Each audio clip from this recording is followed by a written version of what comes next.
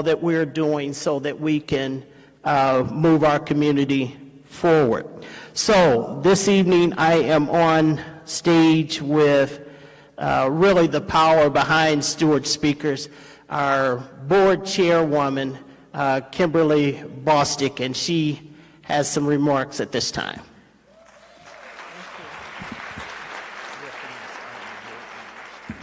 Good evening. This is a beautiful crowd. First of all, I would like to recognize all of our Steward Speakers board members that are out here working. If you guys would just wave your hand. Lori, Tracy, I see you guys in the back. Tamara, thank you so much. Thank you for all that you do. This is our second job, right, guys? I'd like to take this time to just say thank you. Thank you to you. Thank you to our sponsors. Thank you for our title sponsor, IUPUI, who, without you, this would not be possible. We really appreciate you taking a leadership in our community and choosing to put diversity first in your work. So thank you, IUPUI. Lilly Endowment, U.S. Customs, I believe you guys have been with us from the beginning, and so thank you for just having the faith to continue to support your community the way that you do. We really appreciate it. But most importantly, thank you for you who continue to come, the audience, those that engage in the conversation. We want to continue the conversation beyond just having an event, but you continue to do the work day after day. We see you, we thank you, and this is an opportunity. Hopefully you see that this is something that we heard, what you said, we listened to your feedback, and today we'll have the opportunity to really hear from some of our leaders that are here in the community. So I hope you appreciate this. This is a special event tonight. Thank you. Thank you, Kimberly. At this time, we would like to ask James Taylor, Director of Students for the Metropolitan School District of Warren Township, to come to the podium, and that Richard Bray would also stand on deck. Thank you. Thank you. Thank you, Brother Stewart. I have a guest with me today, Brother Stewart. I don't think you knew that our superintendent was coming, but welcome to the pride of the East Side. Let me say that again. Ladies and gentlemen, boys and girls, welcome to the pride of the East Side. We are so excited to have all of you beautiful people in the house with us. We've waited a long time to re-engage with Steward Speakers, the 2020 Town Hall panel discussion on politics, economics, culture, and religion, moderated by my frat brother, Mr. Roland Martin. We were the first school district, I'm going to claim that, Matt, we were one of the first school districts to partner with Steward Speakers over 28 years ago. And like I said, we are proud to re-engage and to commit to the services that they bring to our community. So before I turn it over to my superintendent, he knows I make him wait sometimes while I speak because I got some things I got to say. I promised my wife I wouldn't do this, but I'm going to take the opportunity. I see some Ben Davis giants in the house. Ben Davis, make some noise. Ben Davis, young men, make some noise, Ben Davis. All right, y'all don't want to clap. So this is what we do at Warren. You know us for our athletic prowess, football, basketball, track. But did you know that in 2019 already, within the last 3 months, we were recognized as the best communities for music education for the 4th consecutive year? We had a Science Olympiad national qualifier be selected to attend Cornell University. Did you know we had 7 of our elementary and high school robotic qualified for the national finals? Did you know that our Nanoline engineering design teams from our nationally acclaimed Walker Career Center qualified to advance to the nationals also? In addition to that, our Finance Academy senior accounting team won the Accounting for the Futures case competition at PricewaterhouseCoopers. Our theater department performed the competition play "Oh Freedom" at the Indiana Thespians Regional Contest and earned awards for the Best Ensemble and Best Actors. Thank you. And did you know you're sitting in the exclusive venue for the Asante Children's Theater? And finally, I want to say to everybody, my role as the Director of Student Services is to make sure that we take care of all of our students and families. And one of our major goals is to decrease the disproportionality of black males being expelled and suspended from schools. We believe, thank you, we believe that if a kid is not in school, they can't learn. So our goal is to make sure that we keep all of our kids out of the juvenile justice system, and Warren Townships, with the leadership of our superintendent, is leading the way. So I'd like to introduce to you now our superintendent, Dr. Tim Hansen.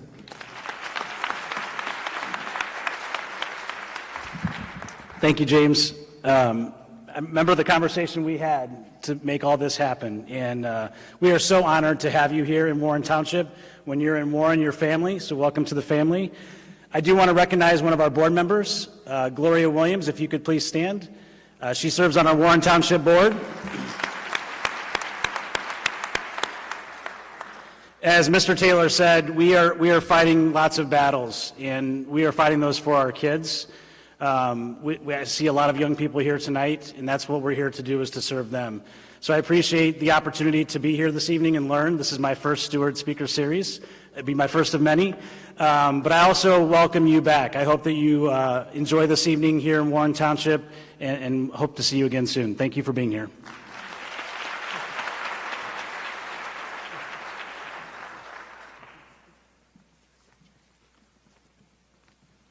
I just want to let y'all know y'all look good. First of all, I want to say thank you all for being here this evening. My name is Richard Bray. I serve as the Community Partnerships Manager at IUPUI in the Office of Community Engagement. This evening, I am truly excited about a community partnership. IUPUI is proud to be in its 6th year as title sponsor for the Steward Speaker Series. As you all know, for well over 3 decades, this series has brought over 100 leaders, community advocates, and other public figures to Indianapolis, putting global perspectives on local issues and empowering human potential. The Steward Speaker Series, powered by IUPUI, uniquely creates a platform for dialogue on local issues. But as festive as the occasion is, I'm on the wrong page. Y'all know how it goes. You gotta stick to the script. First of all, we salute your leadership, Brother Matthew Stewart. Let's give Matt a round of applause. Our Chancellor, Nasser Pedar, was unable to attend tonight because he had a scheduling conflict. But by our commitment is demonstrated by both financial and vision and leadership that says that this collaboration matters, not only for IUPUI, but Central Indiana as a whole. Dr. Pedar consistently reaffirms the university commitment to diversity. It is a value that undergirds the Indianapolis campus. The story of IUPUI is all about opening doors of opportunity for all students. Did you know that IUPUI educates about 90% of our students come right here from the state of Indiana? And I would wager a small bet that every person in this room either has a connection to IUPUI through a friend, a relative, or maybe you even attended yourself. Woo-woo! IUPUI is a part of the fabric of community. We are focused on student success and graduation. This is especially important for students of color. Right now, the fact is that over a quarter of our student body is comprised of students of color. Students of color is good, but it's not quite good enough. Chancellor Padar says the full mission will not be accomplished until IUPUI can become a minority institution, and everything needed to make that happen is being aggressively pursued.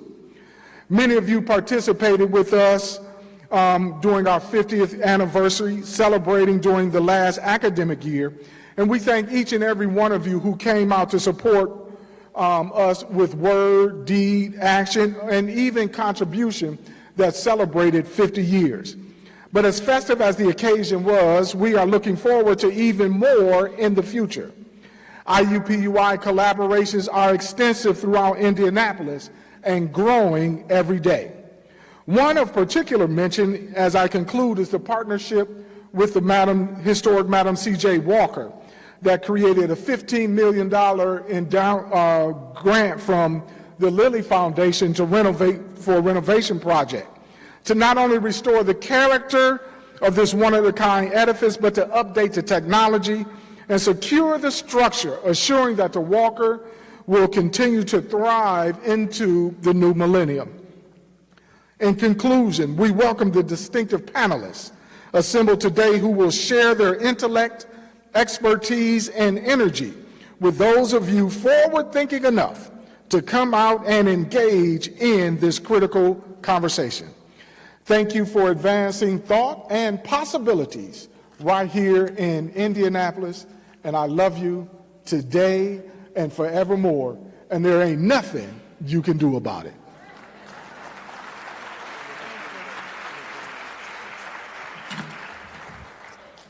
Thank you so much, Richard. We really appreciate your continued support.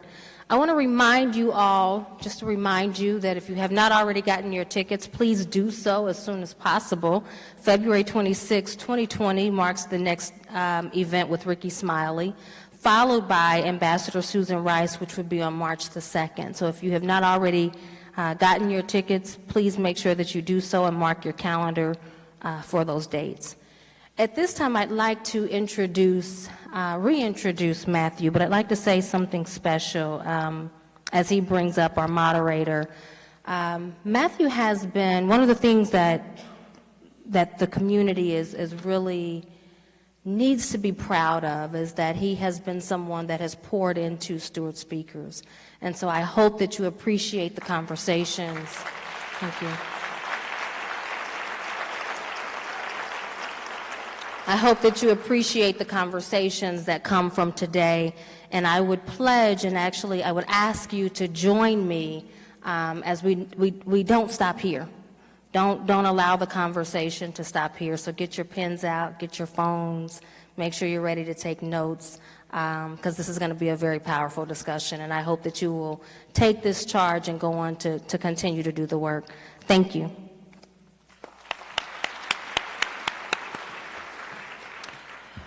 Thank you, Kimberly. Now it's my distinct pleasure to introduce our moderator for this evening, Roland Martin. Martin is best known as the managing editor of TV One Cable Network, where for 4 years he hosted News One Now, the first daily morning show in the history focusing on news and analysis of politics, entertainment, and sports and culture. From an explicitly African-American perspective, Martin has been honored many times for his work, including 4 times by Ebony Magazine as one of the 150 most influential African-Americans in the United States. He has won more than 30 awards for journalistic excellence, and he is 2-time winner of the NCAA Image Award, and my fraternity brother of Alpha Phi Alpha fraternity, Roland Martin.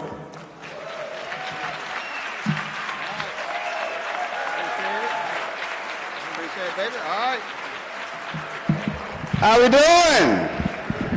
All right, glad to be here, glad to see all of you here, glad to be back. Of course, I moderated this last year and was a previous keynote speaker, and so always good to be back here in Indianapolis. I have to correct Matthew for one thing. I'm a 4-time NAACP Image Award winner. Just saying, don't short a brother My Image Awards.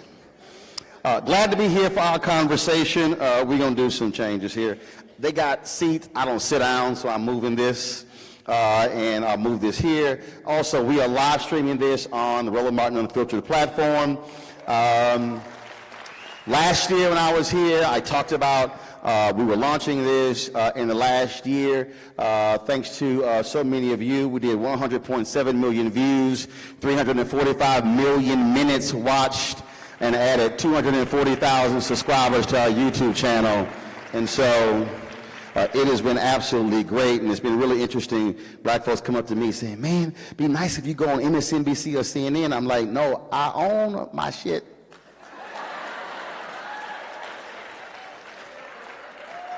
And that quote itself, you're going to hear it again, will be really the crux of our conversation tonight. So let's bring our panel. First off is Dr. George Frazier.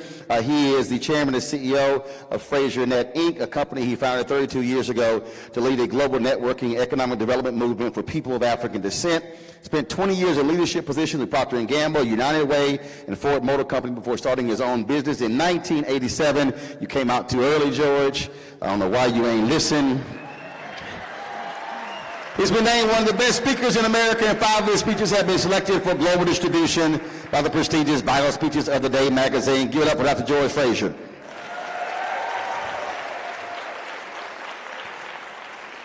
Brother Nuri Muhammad is a highly requested motivational speaker, minister, author, and entrepreneur. He serves as minister of the state-of-the-art facility in Indianapolis that houses Mosque number 74 and Muhammad University of Islam. In addition to heading the Educational and Economic Center in Indianapolis, Brother Nuri travels to 50-plus cities a year in the U.S. and abroad, representing the Honorable Minister Louis Farrakhan. He is always involved in the community, fighting for justice, counseling, and mobilizing our people for self-reliance. Put your hands together for Brother Nuri Muhammad. All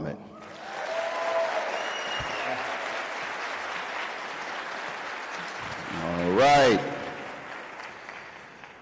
Adrian Slash is a human resource professional at Community Health Network and is a community resource for the community with a monthly column in the Indianapolis Business Journal's Forefront magazine. She comes from a family of community servants and considers it an honor to serve others. She is president of the Exchange at the Indianapolis Urban League, vice chair of the Indiana Civil Rights Commission, board member of the Indianapolis Urban League Visit Indy in the Jewish Community Center, also a member of the newly formed Marion County Judicial Selection Committee.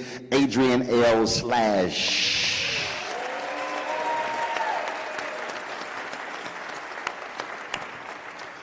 Lauren Simmons made history when at 23 years old she became the youngest female full-time female equity trader working on the floor at the New York Stock Exchange. She's just the second African-American woman on the trading floor in the financial institution's 226-year history. Her story has been featured on ABC, CNBC, CNN, and Fox, to name a few. The living fearless girl, Simmons has visited several countries sharing her story. The brand has been recognized by Hollywood as AGC Studio. Will be doing a film based on her life where she will be the executive producer. The film will star Kiersey Clemens, who will portray Simmons in the movie. Put your hands together for Lauren Simmons.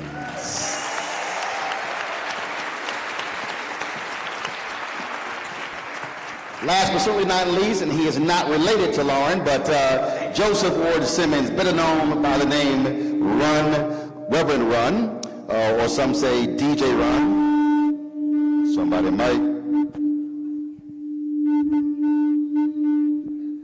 All on you, Lauren, you screwed it up.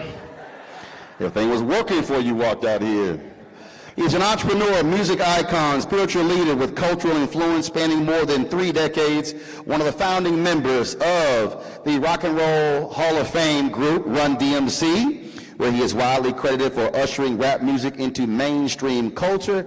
His immense talent and conviction transformed a young man from Hollis, Queens into an icon while transitioning into a spiritual thought leader as a practicing minister known as Reverend Run. Of course, many of you have seen his television show as well. He relays powerful messages of family and faith through stories of perseverance, innovation, and success. And you know he got to be a bad brother since he has the same birthday as me. Put your hands together for Reverend Run. I heard you.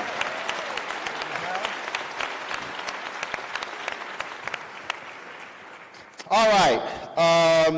Just so y'all know as well, let's see, right now it's 7:52. At 8:08, Game 6 of the World Series starts. My Houston Astros will be beating the Nationals tonight. That's why I wore the blue and orange African outfit. And just in case y'all think I was joking, that's why I got my Astros socks on. That's how we represent. So if any Nationals fans, y'all might as well go in. Y'all Nationals fans, it done beat y'all 3 straight games. Just took y'all's spirit. Y'all just depressed. Went to the airport today. They were all hyped last week when they beat us the first 2 games. They were talking mad trash. They had rosary beads out when I went to the airport this morning.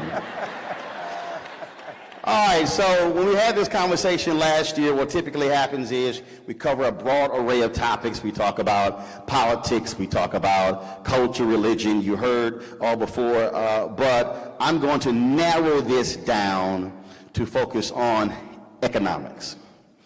Those other issues will still be a part of this, but I want to keep the attention focused on economics. 52 years ago, when Dr. King wrote his book, Chaos of Community, Where Do We Go From Here?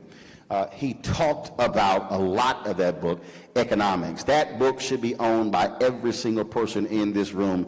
It is, out of all the books he's written, the most definitive work that speaks to what we should have been doing in the previous 52 years and where we are now. I'm going to put this out to the panel. Anyone can jump in. We don't have those sprinkler head conversations. Feel free to jump in and share your thoughts whatsoever.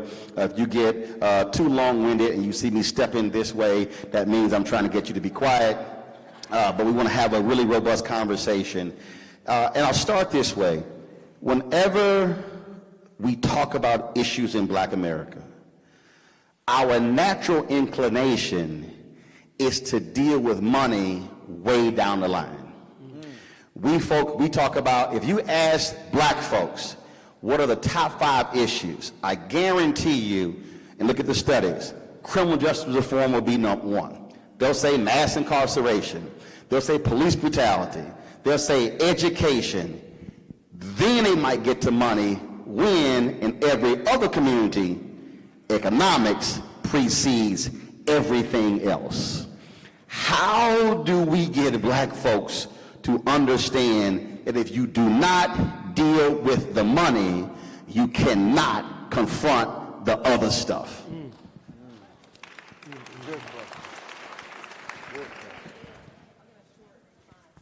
Is your mic on? All right, you got it? Am I on? You got it? All right, cool. Awesome. So I think to just begin to kind of kick us off and to make it somewhat plain, we don't understand money and we don't understand what we should be owning versus what we're renting. We also don't do a great job at teaching financial literacy. And because of that, we end up in a position where we think we're doing well, but we don't actually understand net worth and we don't actually understand where ours is. Yeah. Is it on? All right, can we have all mics on? All right, thank you. Can you hear me? Yeah, you're on. First, yes, I am Black, in case you were not entirely sure. I always say that. That's actually the beauty of our culture and race, right? We come in all shapes, sizes, skin tones, hair textures, lots of options, no need to stray. They missed their shout right there, they missed their shout. So I want to say the next thing and still be loved. Part of the responsibility, and I think you hit the nail on the head, around financial literacy and economic education in the context of our community, part of the responsibility for that not happening is with the Black church. I'm just going to throw a bomb out here, and hopefully I will not blow up with the bomb. But part of it is with the Black church. If you understand, there are 2,300 verses in the Bible that relate to money, wealth, and possessions. Jesus spoke 31,442 words quoted in the Bible, 15% of those words spoken by Jesus was related to money, wealth, and possessions. 11 of Jesus' 49 parables, the greatest stories ever told, are related to money, wealth, and possessions. It is all up in the Bible. My favorite quote out of the Bible is Proverbs 13:22. A good man leaves an inheritance to his children's children. That's in the Bible. We are the most morally grounded, spiritually rooted people on the planet. We are God's first people. That's right. We are outside of our own spiritual teachings. Front page USA Today, about a year ago, on African American baby boomers and their money. I hope you saw this. Fortunately, the headline on this article was below the fold.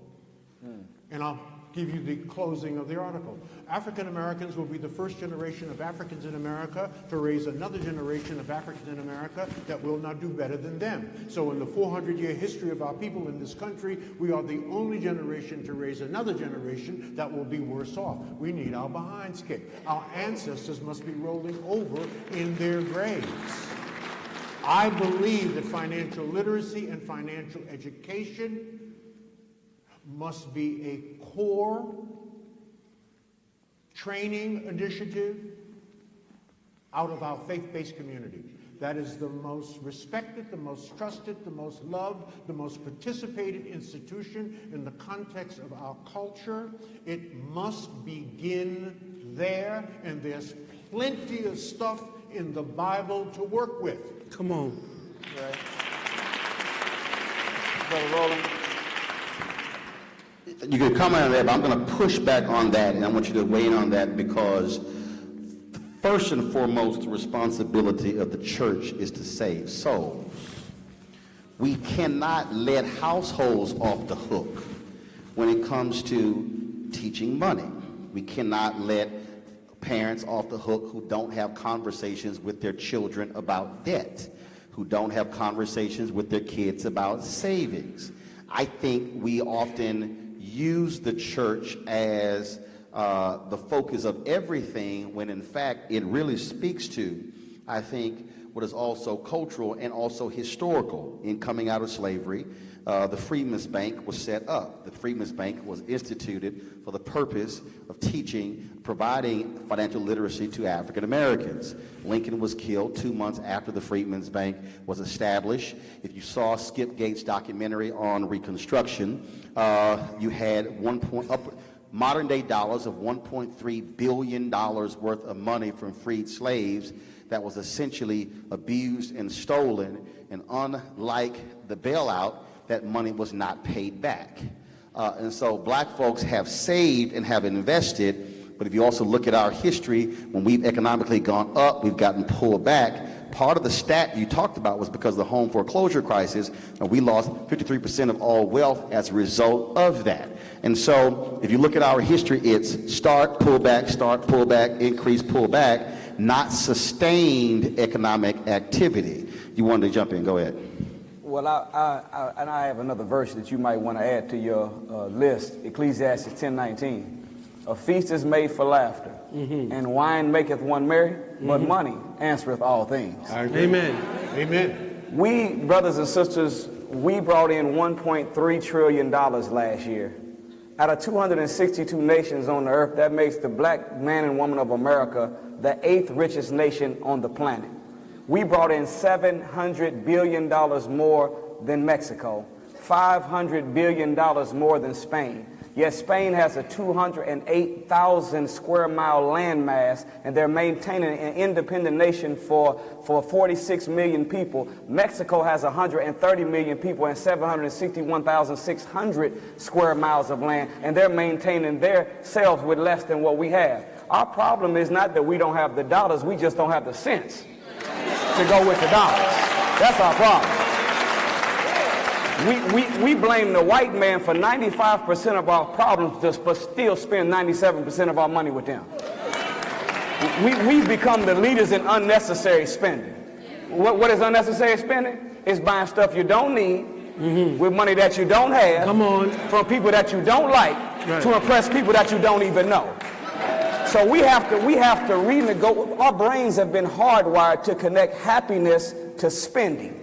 We have to disconnect happiness in the brain from spending and connect it to investing and saving. Come on. And if we do that, whether it's in church, whether it's in the home, wherever we learn it, it doesn't matter where we learn it. If we re-hardwire our brain and connect investing and spending to happiness, or investing and saving to happiness instead of spending, we're going to see ourselves back on top again, a rich nation like we're supposed to be, providing good services and products for ourselves.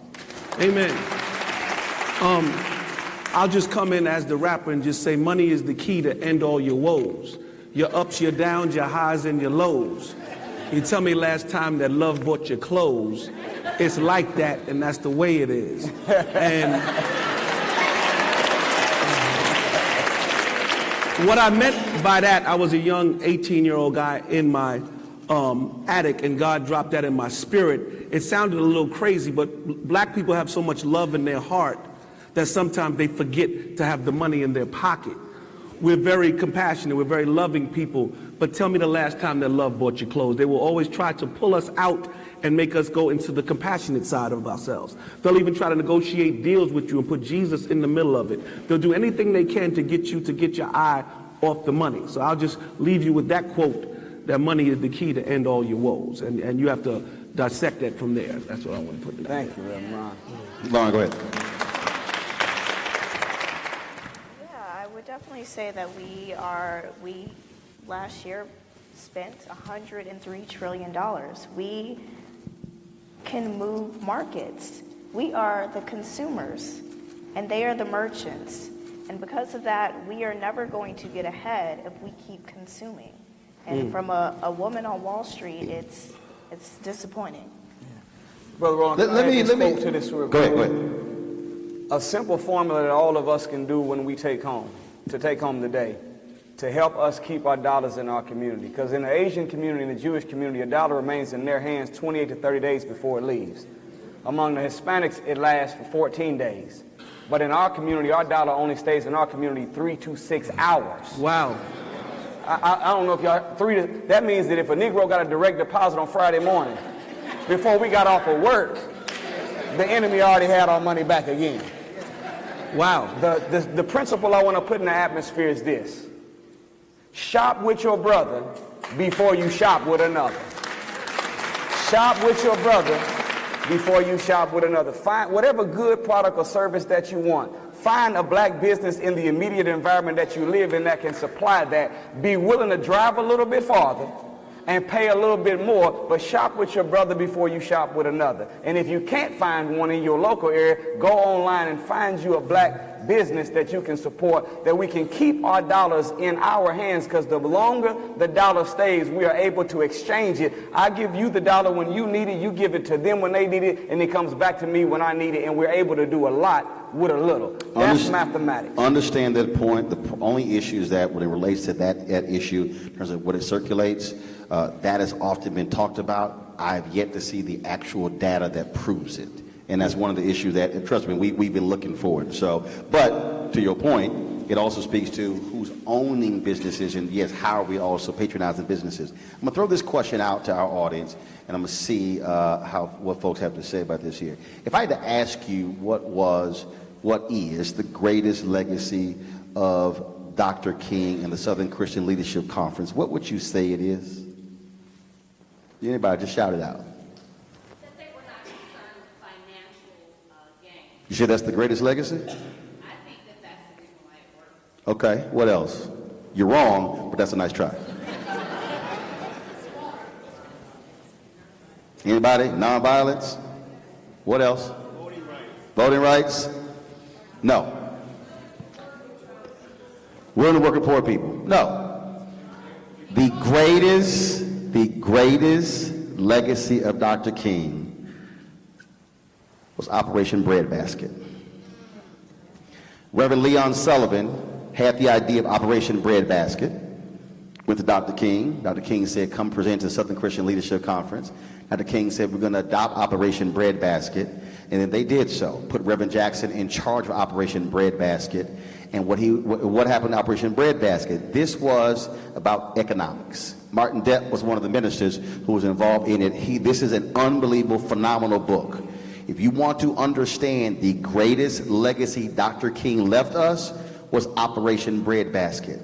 What they did was they used the wherewithal of black people, used the black church, used mobilization to go to companies and say, if you are doing business in our community, there must be reciprocity. If you do not fund, if you do not provide us jobs, senior level jobs, put money in black banks, and also utilize black businesses, we will institute boycotts against you until you do so. Go look at his speech that he gave in 1967 to the Southern Christian Leadership Conference in August of 67 called Where Do We Go From Here? He talked about the boycotts against seal test milk that took place in Cleveland. That's right. So if you want to talk about that, what he did was, it was so powerful that the grocery stores that carry seal test milk, they made them remove their milk from the shelves, and the guy who owned the largest grocery store in all of Ohio said, seal test, unless you work with them, I will take your products off all of my shelves. The reason you had massive number of black millionaires is because Operation Breadbasket forced the companies to put their products on the stores in Chicago and other places. Yeah. The last 5 years of Dr. King's life was about money. That's right. Because Dr. King said himself that you cannot confront what's happening in black America if we do not control the economics. And what too many of us have done, and no disrespect, y'all did exactly what black people have done. We named everything else but economic independence. George, if you go back and look at his speech on the March in Washington speech, August 28, 1963, that was a radical economic speech. That was not just about rights. The march was called the March on Washington for Jobs and Freedom. Listen to the April 3rd, 1968 speech at Mason Temple.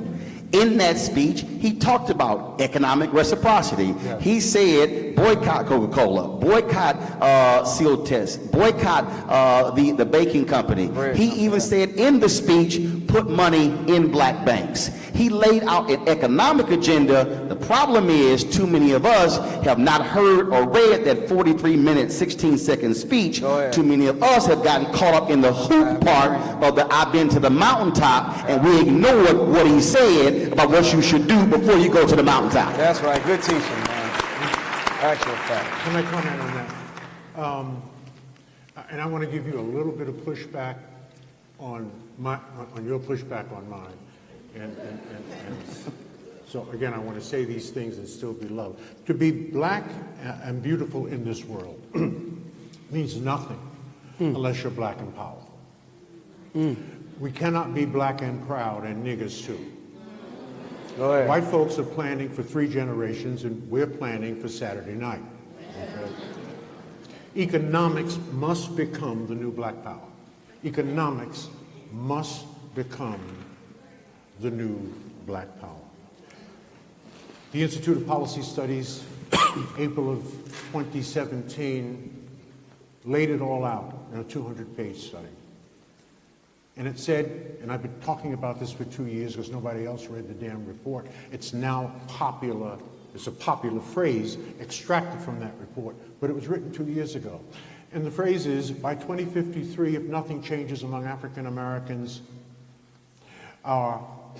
we will have zero median wealth. We will have no wealth. White households will have about $247,000 worth of wealth. We will have zero wealth. In other words, we will have worked our way into a second slavery.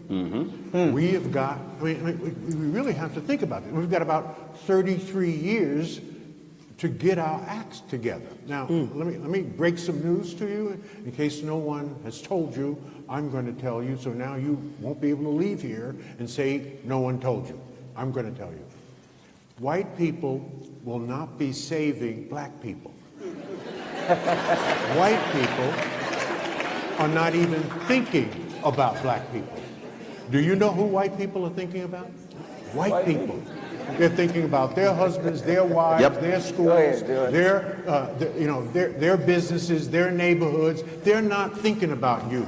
Asians ain't thinking about us. They're thinking about Asians. In fact, Asians have solved their own unemployment problem opening small Asian restaurants in black neighborhoods. In fact, if you go into an Asian restaurant and there are 4 brothers waiting on you, leave. That is not a real Asian restaurant. Because Asians don't employ black people. They employ Asian people, right? So the goal here, brothers and sisters, is to win here, not to look like we're winning. I would rather carry a plastic bag with $5,000 in it than to carry a $5,000 Louis Vuitton bag with $100 in it. You're winning, but your ass ain't winning. All right? Louis is winning. You ain't winning. And that's a mindset.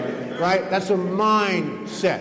And people say our children are our future. That is wrong. The children are not our future. The children are our present. And if we don't give our children what they need in the present, we will have no future. We got it backwards. All right? So we have to fix that. Now, one minor pushback on what you said. In case no one has told you, there are only 15 million Jews in the entire world. Only 15 million of them. Of the $400 trillion of global wealth, they control the highest percentage of global wealth. There are 1.6 billion black people on earth. We control less than 0.1% of the 400 trillion of global wealth. Now, where do Jews get all this from? Because they're some of the most oppressed people on the planet. They have been kicked out of every country they have ever been in. All right?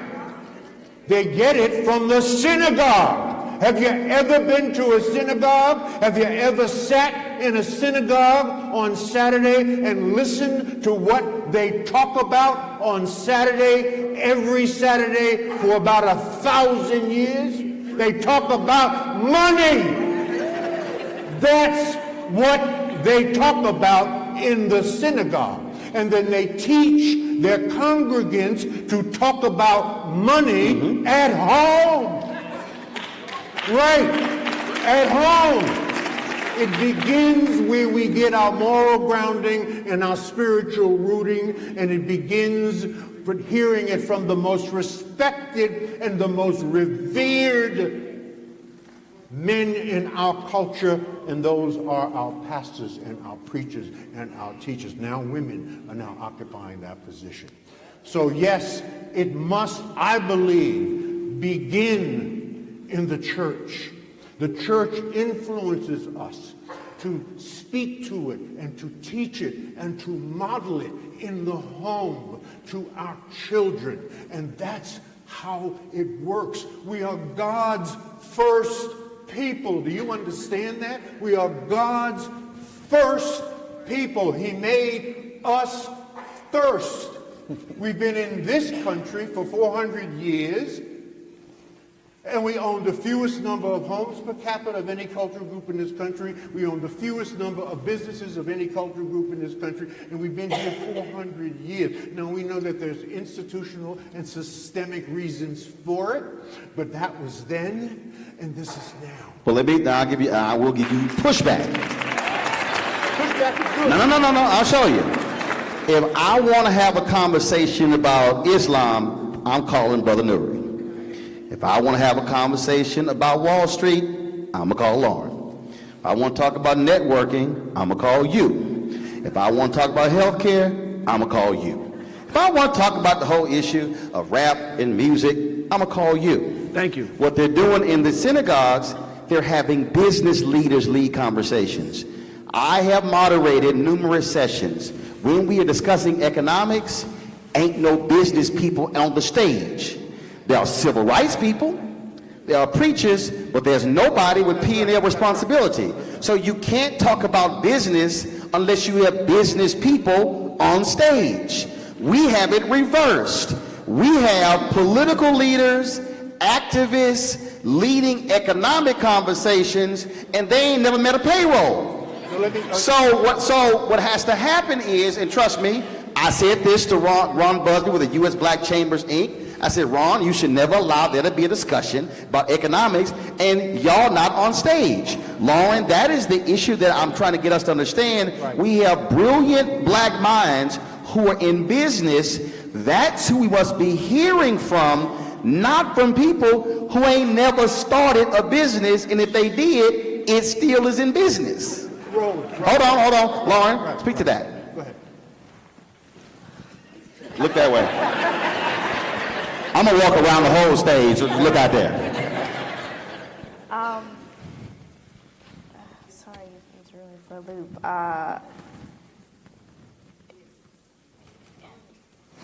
We need business people talking about business. Otherwise, we have the wrong people leading us in a wrong direction. Yeah. Not business people, business people, right? Business people. Matter of fact, no, you can be a business person if you still know what the hell you're talking about. I'm cool with that. Because there are a whole bunch of black folks in our history who had a second and third grade education, but they were millionaires because they understand business. Is some folks who can pronounce business and can't run nothing. Lauren, go ahead. Well, what our history in America has showed us, I think of Weeksville. Is anybody familiar with Weeksville? Weeksville in Let us know. New York. Weeksville is one of the first African-American black communities that was founded in Brooklyn, New York, that had its first millionaires. And they were all congregated together, and they built their own banks, built their own housings, did their own educational system, and they taught it on. Weeksville was around for 127 years. And then people got money and realized, I'm going to go across the water. I'm going to go into Manhattan and put my money there. And slowly but surely, by the early 1900s, Weeksville had disintegrated. Now, I just did a piece on Hulu for Black History Month this year with Michael K. Williams, myself, and 3 other individuals, and we went out to Weeksville, and I had never heard of it. But the fact that in 2019, now that I've heard of it and I've gone around and this has been on television, et cetera, people have not heard of it, we are making the same mistakes over and over because we're not looking back in our history. We have done it and we have successfully done it. And the mistakes that they made should not be the same mistakes that we are making today, period. Adrian, when Nuri talked about rewiring, I have been talking for years, and we're actually going to have this discussion on my show. I've been saying that absolutely there has to be a reprogramming of Black America. And the reprogramming has to hit so many different facets because, to his point about self-esteem, we derive self-esteem by, yes, what I'm wearing, how I look, how I'm flossing. I think about when I was working at WVON radio, a couple of my colleagues were CNN. They came to set up my radio studio for some Skype stuff for CNN.com. 2 white colleagues, and the cab was slow, so I said, I'll take you out to the airport. So we walk outside, and the guy goes, he said, oh, man, he said, that's your car? I said, yeah. He said, man, I would have thought you had a BMW or a Mercedes. It was a 4-door Toyota Corolla. I said, this gonna get your ass to the airport on time. Okay. And I told him, I said, 32 miles to the gallon. I said, does all I need to do, and it's paid for.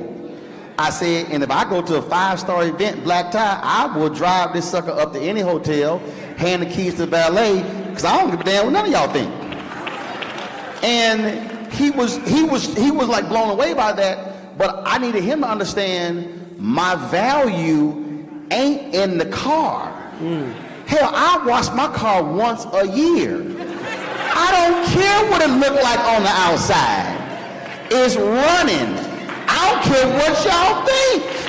And when I say don't care, I don't give a damn what not now person in this room thinks about what I drive. Because y'all ain't paid for nothing.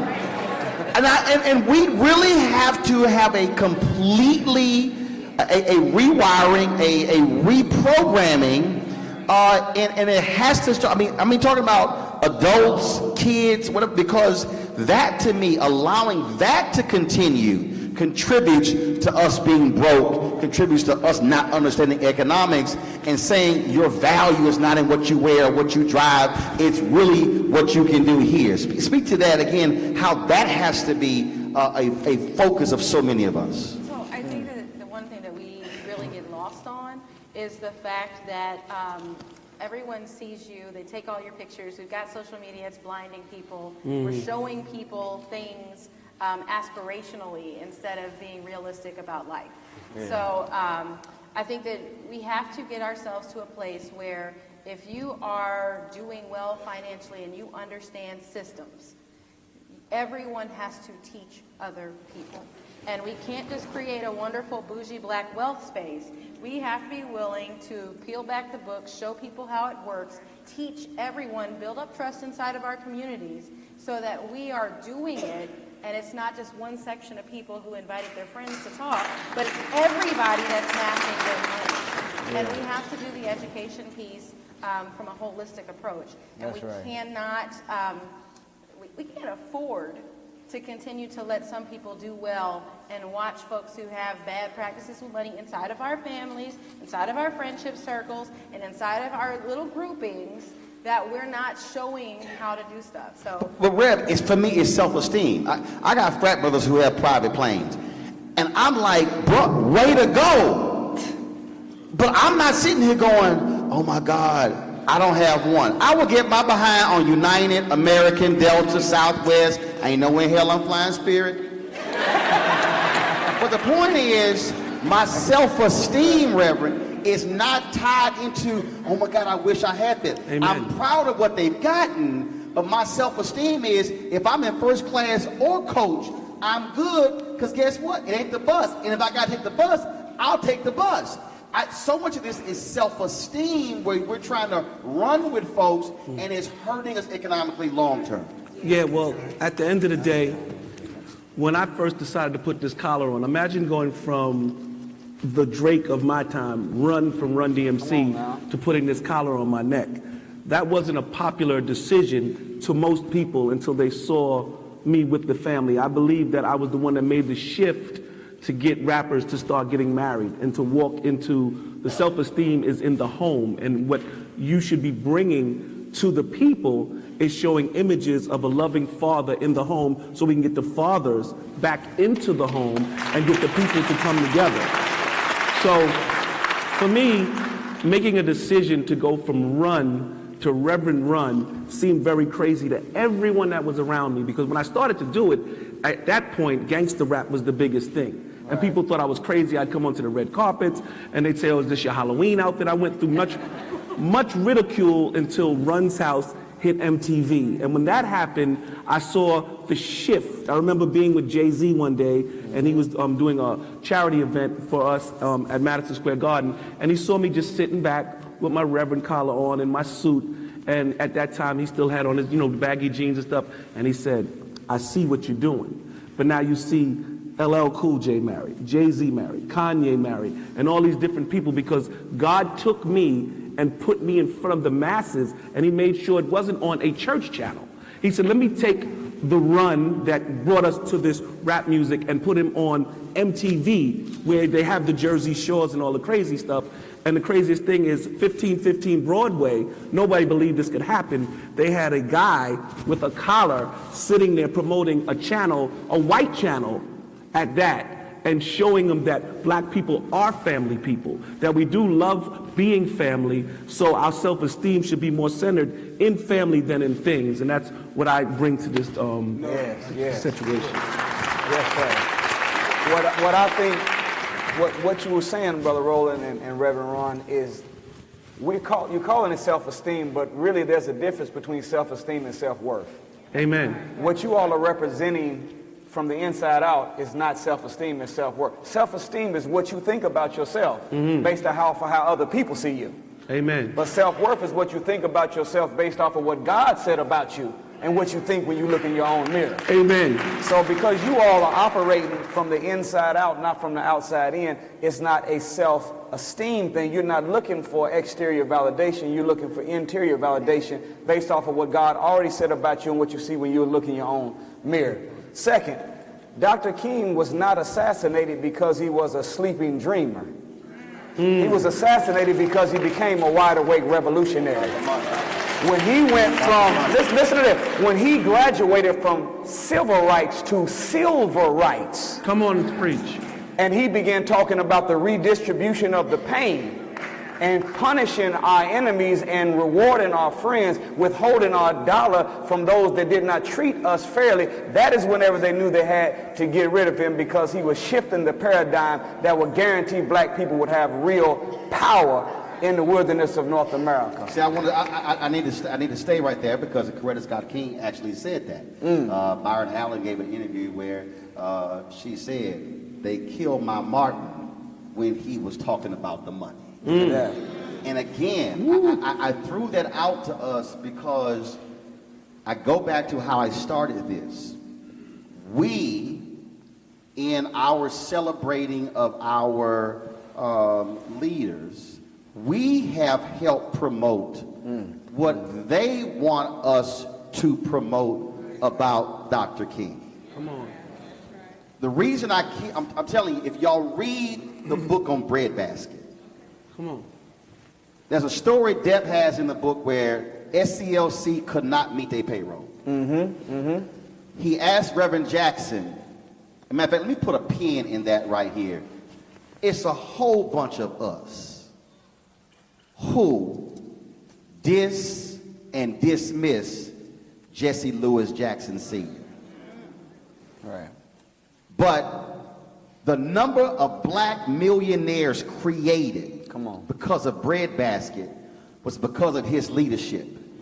We celebrate Essence Festival and say 450,000 black people go through Essence Fest, the largest festival of its kind in the country. When they had Black Expo, the precursor to your expo here, it started in Chicago, 700,000 attended over 5 days. It was almost double the size of Essence. That was his creation. And I say that because as he just turned 78, battling Parkinson's disease, don't let him be in your presence and you not say thank you. Amen. And that needs to be said. Depp writes a story in his book. He says that King goes to Jackson and said, we need to meet payroll. So one of the banks who we helped them put money in, let's go to Independence Bank, they can give us a loan. Reverend said, let's stop by Al Boutte's house first, who was vice president. King said, no, we really need to go talk about the loan. He said, Doc, let's swing by the house. They go by the house. It's a group of black businessmen in the room. After all the niceties, these black businessmen hand him an envelope with $55,000 in it. Dr. King starts to cry. Black business people paid the payroll, not labor unions, not the Democratic Party, but black business leaders. The story is important because if it wasn't for Breadbasket, they wouldn't have been able to make the money to be able to fund the movement back. So what this also goes to is, if we begin to promote black economics, then we're funding our own politicians. We're funding our own civil rights organizations. We're funding our own black media, because now we're not having other folk fund our groups, and our groups can't speak up on behalf of us if we're not funding them. Which is why black fraternities and sororities are actually have more power if they use it, because they're self-funded. Come on. That's right. This is the truth. So from your perspective and how you have been working with folks, let's talk about, again, the value of being able to self-fund. That's changed music in a huge way, Reverend Roland. Yes, it did. And then come to George. People, artists these days, it's easier than it was when I came up. I had to depend on getting a record company. But with social media and what's going on right now, all you have to do is wake up in the morning. We were talking about this. Is my mic on? Can we get more volume, please? All you have to do is wake up, do your little artist thing, and you can upload it yourself. You can actually stream it for 50, 60 bucks and make every single title and Apple Music and every single streaming service. So self-funding is much easier now than it was then. People put out their mixtapes and then you go to them with your hat on your head instead of your hat in your hand. And this way, the whole thing is shifted that the artists today can make their own money and control their own destiny. And kids come up to me all the time, how can I make it? How can I make it? Well, all you have to do is get your little camera or make your little record and put it up, and that takes care of it. So it's much easier today than it was for me to create your own path. Write this book down. It's called The Book of Luke, My Fight for Truth, Justice, and Liberty City. The Book of Luke, My Fight for Truth, Justice, and Liberty City. No, it's not the Bible. It's by Luther Campbell. That's good. George, I have read lots of books. One of the most powerful books, because what Luther Campbell talks about in his book is that when he invited rappers down to New York in the 80s, he was counting cash after one of the concerts, and he was counting about $30,000. And his guys from New York said, man, what are you doing? He said, oh, I sell my own merchandise. Mm-hmm. They had signed licensing deals. Somebody paid them $2,500 for the licensing rights, and they were making all the money. He's like, I just made 30 grand just off this one show. Mm. He said that with Jay-Z and Diddy and 50 Cent, they are the 2.0 version of what he was doing. Because they saw that, and the deals they're now done with Vitamin Water, Ciroc, all those sort of deals, they have become multimillionaires because they saw what guys like what he was doing. And again, but it's understanding the economics and how black folks can fund it, the idea of self-funding, and you're not actually begging somebody else and giving away, in essence, our natural resources where somebody else gets wealthy. That's right. Yeah. And I want to address that from a sort of a different angle. That's a powerful thought. We were doing that. Civil rights was a double-edged sword. And before civil rights, not civil rights, but yeah, civil rights and voting rights and public access and all those things was a double-edged, integration was a double-edged sword. Because before integration, when America wouldn't feed us, bury us, allow us to shop with them, allow us to bank with them, allow us to save with them, we did all that stuff on our own. We self-funded all of that. We built some of the great Black Wall Streets, so much so that white folks were jealous and burned them down. So we understand how to do that, but we have fallen into a couple of really very bad-ass habits. We have some very bad-ass habits that we have to come to grips with. Number one bad-ass habit we have. Black people are addicted to instant gratification versus delayed gratification. We buy what we want first, not what we need. That's right. Now, we understand why we want to look like all of that. We understand that we have been an oppressed people for 400 years, and we are trying to make a statement that I am somebody, and so we go for the Nikes and the Louis and all of that stuff to say, look, I'm as good as you, right? So that's instant gratification. We have got to move towards delayed gratification. What people you're sitting up here on this stage are excellent examples of delayed gratification over time. They've paid the price, they've taken the risk, they've taken the bumps and turns and bruises and the obstacles that was in their way, and they ultimately are sitting on this stage. They have deferred more to delayed gratification than to instant gratification. Very bad habit. Second bad habit. This is huge. A.C. Nielsen came out with a major study last year, I hope you read it, on the television viewing habits by cultural group. Black people watch 40% more television than any people on the planet. We watch... No. Hold on, let me tell you what the study said. Don't give the 40%. Give the number of hours. That's where I was going. Let me finish. Let me give you some pushback. Hit the hours. We watch 72 hours of television a week. Black people watch 72, that's 10 Repeat hours that of again. television a day. That's 72 hours of television a week. The equivalent of 2 weeks of work. Right. That's 10 hours of television, more than 10 hours of television a day. Any Negro that watches 10 hours of television a day needs their black ass kicked. That's what they need. Now, let me tell you why. There's a deeper reason. There's a deeper reason when you are consuming 10 hours of television. Go ahead. You are subject to 1,140 commercials. Do you know what they call stuff that they put on television? They call it programming. Go that ahead means now. you are being programmed to be a consumption machine.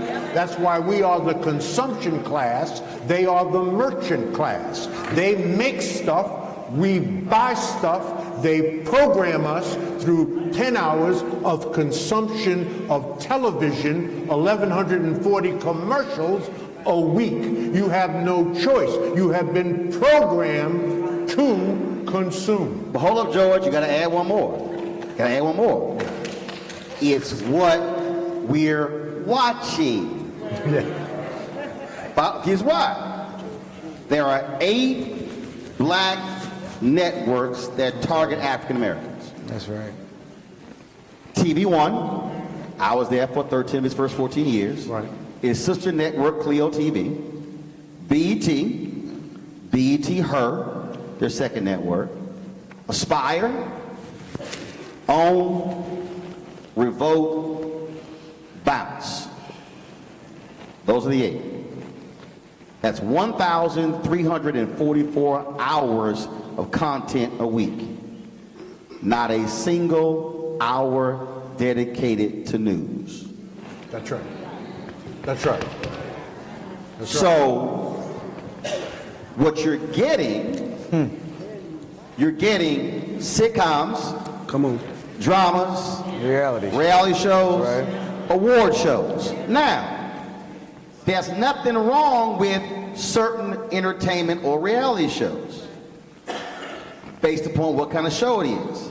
Reverend Ron's show was totally different. That's right. That you didn't have sisters throwing wine in each other's face, acting the fool, cussing each other out, and calling themselves housewives, and most of them not married. Right.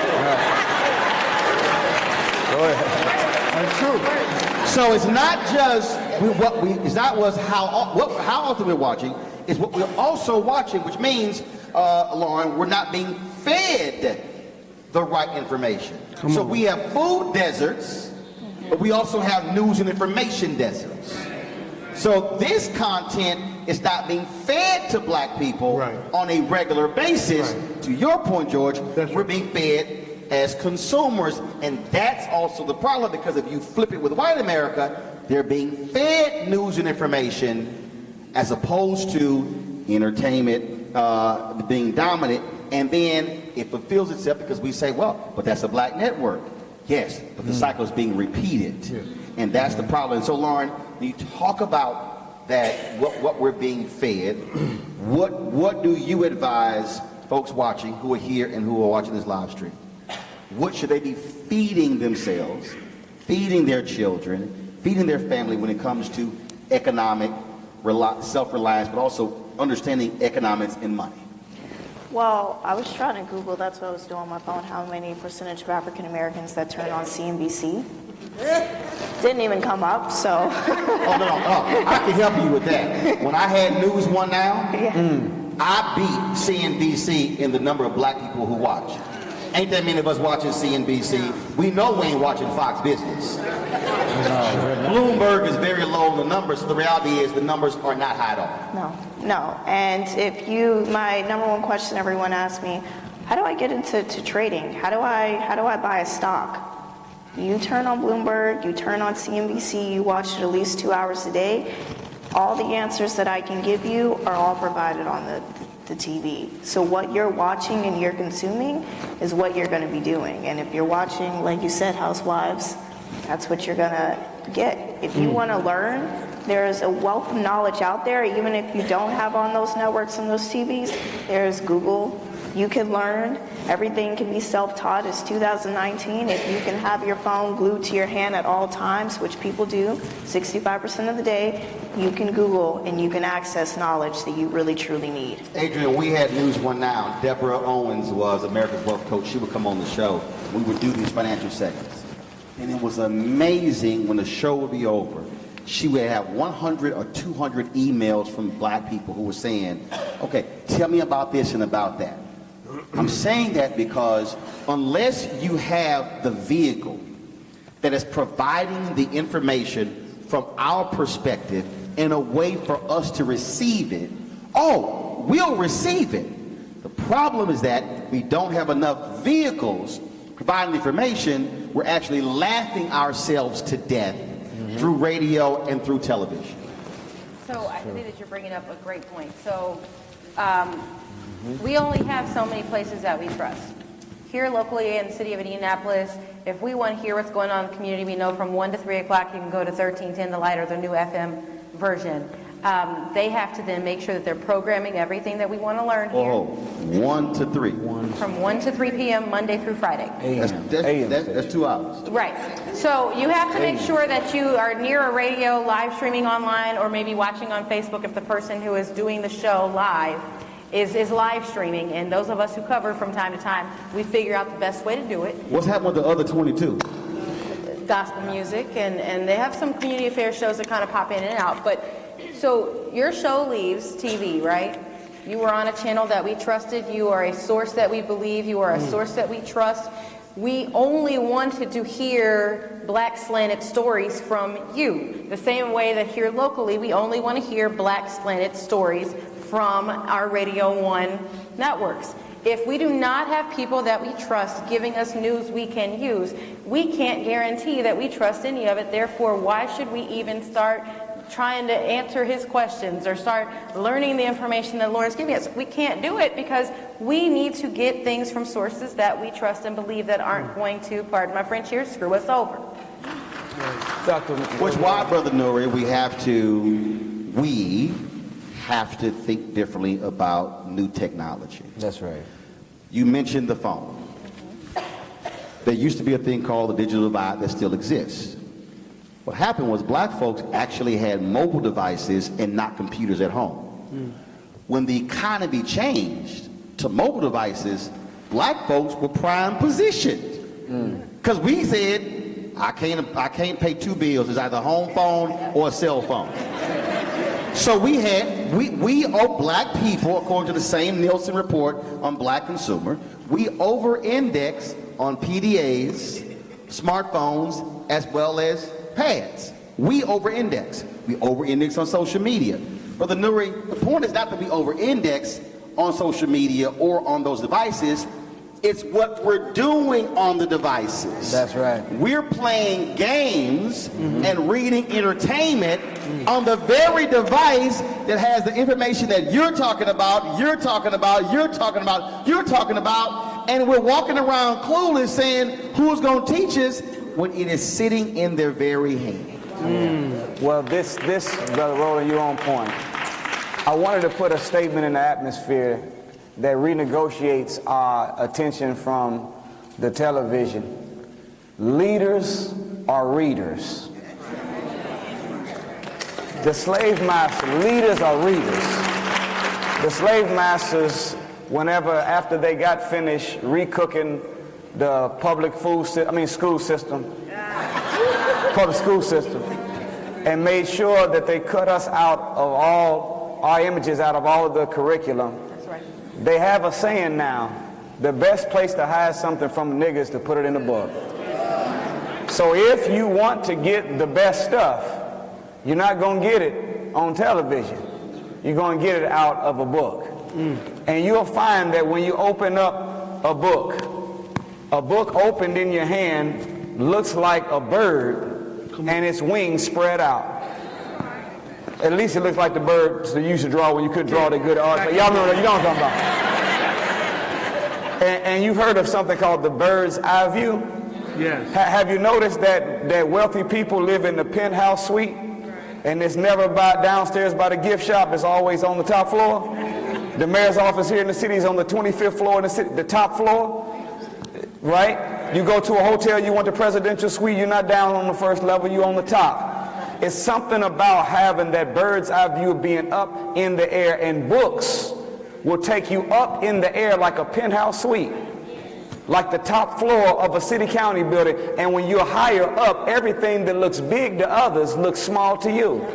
When you're high up, you can see farther than everybody else can see. And when things look smaller than to everybody else, it becomes easier for you to approach and fix. Leaders or readers, turn off the television and pick up a book.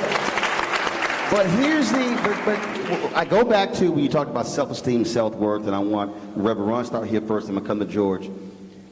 It's also understanding vision. Yes. So you talked about News One Now. December 2007, Alfred Liggins calls me into his office to tell me they're canceling News One Now. I don't flinch, not a punch in the gut. While he is talking, while he is giving me the reasons why they're canceling the show, I'm already planning. Yep. Amen. In fact, I was planning 3 years before. No, I actually started planning what I'm doing right now the day we started the show. Because I always focus on the next thing when one thing is already started. Amen. Because I anticipate it ending. But the thing that was a trip, Reverend Ron, was that black people, when you gonna be back on television? I own this. Right. Ownership. They will go, yeah, man, but we need you on CNN. So you want me to go back to what I did 6 years ago? Actually started doing 12 years ago, haven't done in 6 years. And you want me to go back into a system that I don't control, where I don't determine the topics, where I don't own the content, I don't determine who the guests are, but you want just to hear my voice. Amen. I said, you do understand by launching my own digital platform, I own it, I control it, I determine the topics, I determine the guests, and I determine when and where we do the show at any time. Go ahead. And his brother's looking at me like I'm strange. And he's thinking I'm literally crazy. And I'm trying to get him to understand is that when I made CNN money, they told me, oh, well, you were on the rating spiked, but I got paid a small amount of what they were generating on advertising. Amen. The deals that I now cut, I talk to the advertiser directly. There is no middle person. You the middleman. And I'm walking this cat through, and he's just looking at me like I'm crazy. And I'm trying to get him to understand the difference between operating in somebody else's system and over here having freedom and flexibility. Freedom or a slave. To control all aspects of it. So again, tonight, if I was still working for CNN, they would not live stream this. They control what you do. But because that device I paid $12,000 for, I own it, I can stream it my damn self. And so I'm trying to get us to understand that. Speak from your perspective of, we're talking in the car, reality. When you made decisions and your business partners were saying, Run, just shut up and sign the sheet of paper, but you had a different vision. Yeah, well, for me, I saw an open door. Reality television now isn't what it was when I was doing it. Reality television for me was a way to control my reality because it was truly reality. You don't know what you're looking at today. You'll look at something today, you don't know if it's scripted, even though they call it reality. For me, I was able to take reality television and give the reality to my people that I wanted them to see. And the good thing about that was, I was talking, people like D.L. Hughley would come to me and say, man, here I am creating this television show, and they try to write the script, and they change my jokes and change what I'm trying to get done. Look at that. And I see what you're doing, which I was blessed that God set me up to be able to give the reality to the people that I wanted them to see. And they couldn't stop me at MTV because I was giving my reality.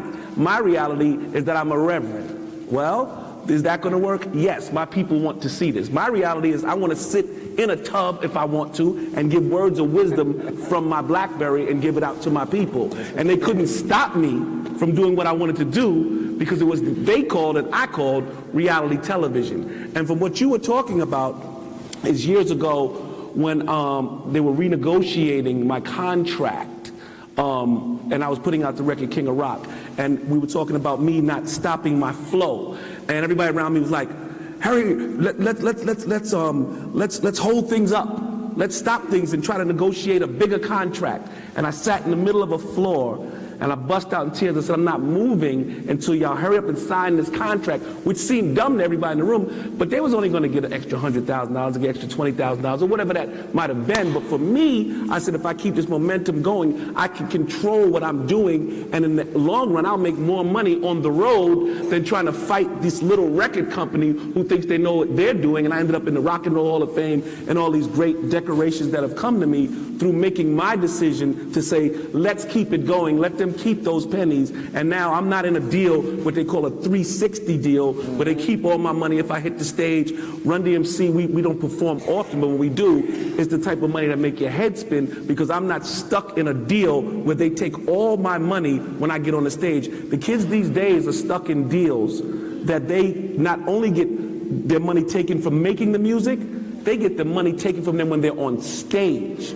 So by me keeping the momentum going and signing the contract, and that contract being over now, I control my own masters. I control whatever I'm going to say out of my mouth is in my hands, and that's what we were talking about. George, Solutions. Let's talk about solutions. I'm going to hit you with this because I want you to answer this. Because again, it's seeing it differently. And it's just, sometimes I think it's about calming yourself and allowing the vision to go.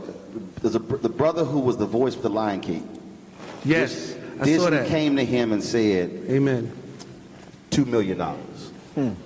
He was like, Jason Weaver, right? That's what his name was. Weaver. like, damn, I ain't never seen $2 million. Right. And his mama said, If that's what they offer. now if they gonna offer you $2 million, On the first. How much they make? wonder how much they gonna get paid. And so he didn't take the $2 million. Mama was thinking. Mama slowed down and said, hold up. Way. So they took fewer dollars, but he has probably made $20 million and will get paid his entire life, and his estate will get paid because of the deal they cut. Delayed gratification. So let's, George, I want you to unpack that. I want you to unpack, because I pulled up Bobby Bonilla, the baseball player. Bobby had a contract. They wanted to pay him this annuity, and he said, no, I don't want to take it. His wife, now his ex-wife, said, fool, take the deal. Bobby ain't played in a decade, but gets paid $1.9 million every year on a certain day, and will get that money for like another 20 years. It's the greatest deal ever in sports, because his wife said, fool, read the fine print.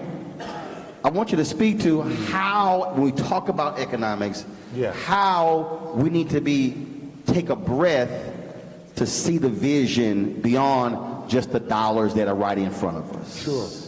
Sure. Very quickly, let me give you a piece of advice. I'm an elder, 75 years old, so listen up. Black don't crack. Right? Listen up. Even light black don't crack. Hey, I learned it. So I They made say a beige decision. don't age. That's I made the new a lie. decision, a very important decision. And I want you to make the same decision. No longer debate Negroes that Harriet Tubman would have shot.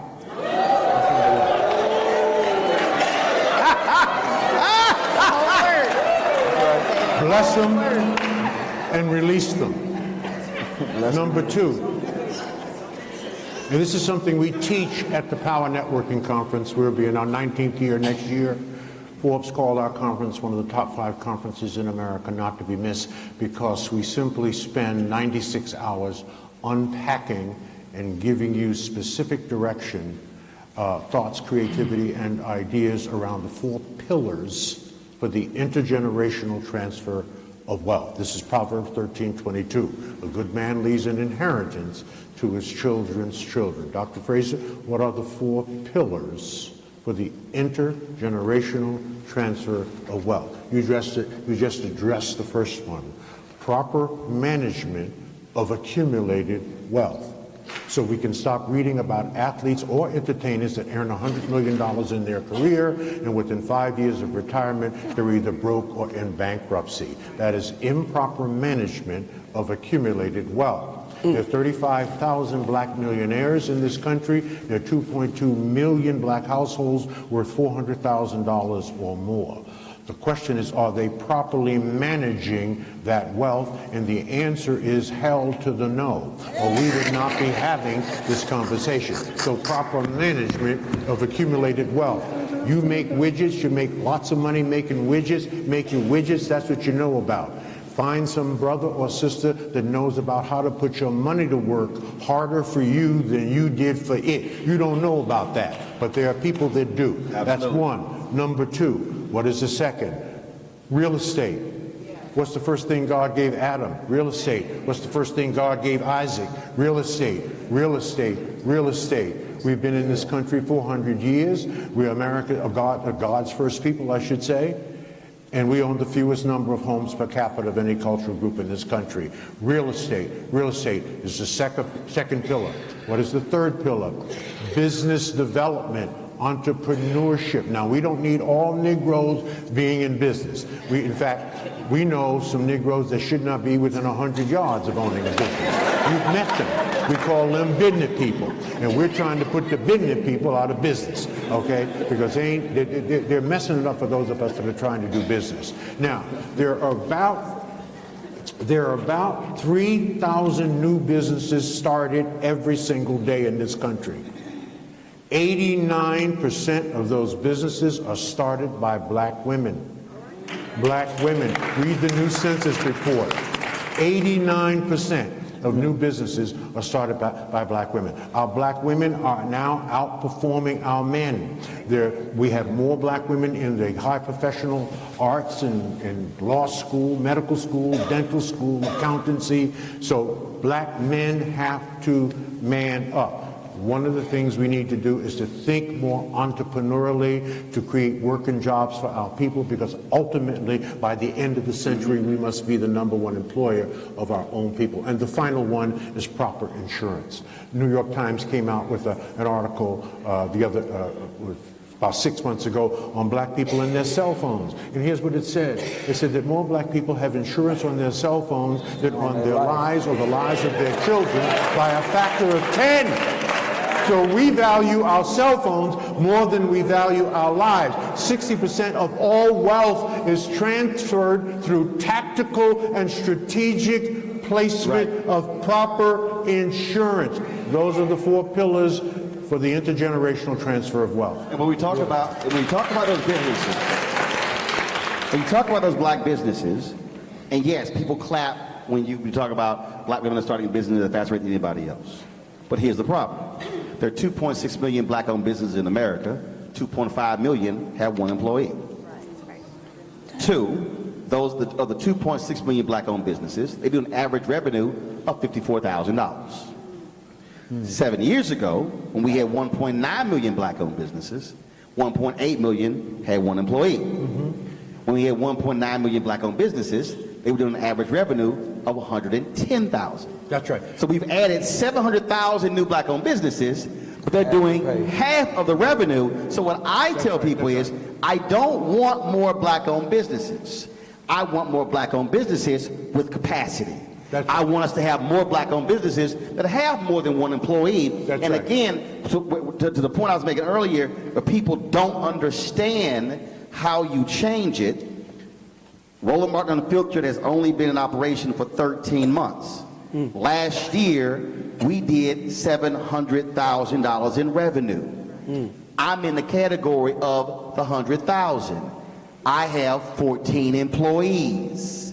And so when people say, oh, my goodness, why did you do this? Because why do I have to work for them or them when I could actually work for myself and have freedom and flexibility? And so, again, it's getting us to understand to build capacity, which leads me into this next one. This is hard for us to deal with, and that is We got to stop hating ourselves, Adrian. I have spoken at more than 20 or so black chambers of commerce, and mergers and acquisitions has never been on the agenda. I said, guys, we're not going to be like John H. Johnson, own a business for 65 years and become leading in the sector. No, you must merge and acquire. But we have black folks who would in Dallas, Texas, when I ran the Dallas Weekly, there were 7 black newspapers. There were not enough black people. There was only 7 black for people. 7 black newspapers. Hilarious. There were 2 newspapers, Dallas Times Herald Morning News, Dallas Times Herald went out of business. Why am I saying that? Because black folks have got to merge to grow bigger. Rupert Murdoch sold his entertainment assets to Disney for $70 billion. I can tell you personally, in launching my show, I have gone to every black media company to talk about collaborating, and not a single one of them has said yes. Wow. And I am doing something none of them are doing. Now that's fine, y'all want to collaborate, that's cool with me, but the fact that with my profile, what I've created, black media companies don't see the value to collaborating, that to me is also a failure of us when it comes to building economic power.